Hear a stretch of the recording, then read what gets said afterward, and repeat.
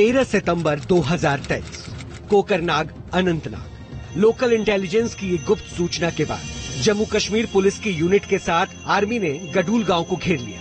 वहां मौजूद 2 से 3 आतंकवादियों के खिलाफ शुरू हुआ ज्वाइंट ऑपरेशन की कमान खुद कर्नल मनप्रीत सिंह ने संभाली, लेकिन आतंकवादियों ने पहले ही ट्रैप बिछा रखा था, जिसे समझने में बिल्कुल भी देर नहीं लगी। आतंकवादियों ने पेड़ के पीछे छिपकर गोलीबारी शुरू कर दी, जिसमें 3 leading officer colonel Manpreet Singh, major Ashish और डीएसपी हुमायूं भट्ट घायल हो गए। उन्हें इलाज के लिए अस्पताल ले जाया गया, जहां उन्हें बचाया नहीं जा सका।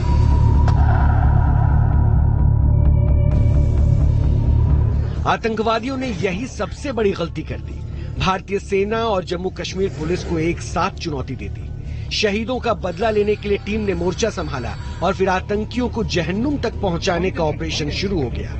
ड्रोन से आतंकियों की मौजूदगी का पता लगाया जा रहा है और आतंकी डर कर बार बार फायरिंग करने लगे हैं। दावा है कि इस जगह पर लश्कर-ए-तैयबा के आतंकवादी मौजूद हैं। ठीक ऐसा ही कुछ राजौरी में भी हुआ।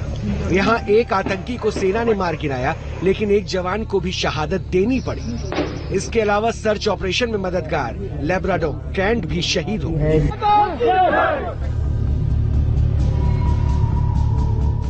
लेकिन सवाल ये है कि आखिर पाकिस्तान प्रायोजित आतंकवाद को फिर सिर उठाने का मौका मिला कैसे? खबर है कि पाकिस्तान को भारत के खिलाफ आतंकी गतिविधियां बढ़ाने के लिए उकसाने वाला चीन है। आपने बिल्कुल सही सुना, चीन, जो G20 में भारत को मिली कामयाबी से इतने गुस्से में है कि बीजिंग के थिंक टैंक्स की सोचने की समझने की क्षमता खत्म हो गई। इसलिए बीजिंग से सीधे पाकिस्तान की सरकार को भारत के खिलाफ आतंकी ऑपरेशन चलाने के आदेश मिल गए। सूत्र बता रहे हैं कि चीन ने पाकिस्तान को भारत के खिलाफ उत्तरी क्षेत्र में हलचल बढ़ाने को कहा है, जिसके बाद अनंतनाग और राजौरी में आतंकवादी घटनाएं घटी।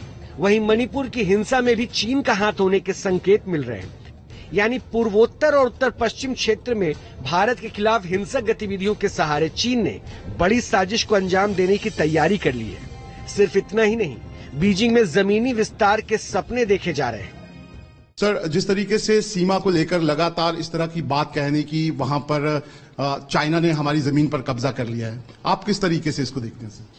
भारत की एक भी स्क्वायर इंच जमीन हमारे परसेप्शन से जहां LAC है वहां तक चीन के कब्जे में नहीं है।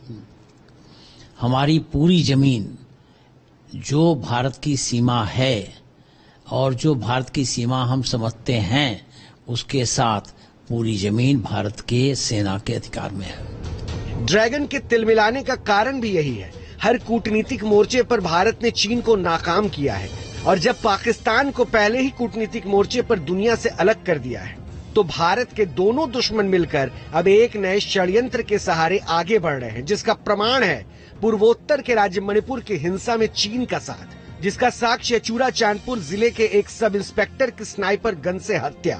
मणिपुर के हिंसक इतिहास में पहली बार स्नाइपर गन का इस्तेमाल हुआ। असाधारण स्नाइपर गन मणिपुर तक चीन के रास्ते ही पहुंच सकती है।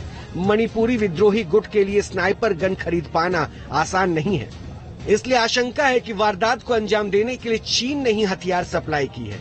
यानी मणिपुर की हिंसा में भी चीन का हाथ संभव है, और ऐसा संभव इसलिए है क्योंकि LAC पर चीन बुरी तरह से मार खा रहा है।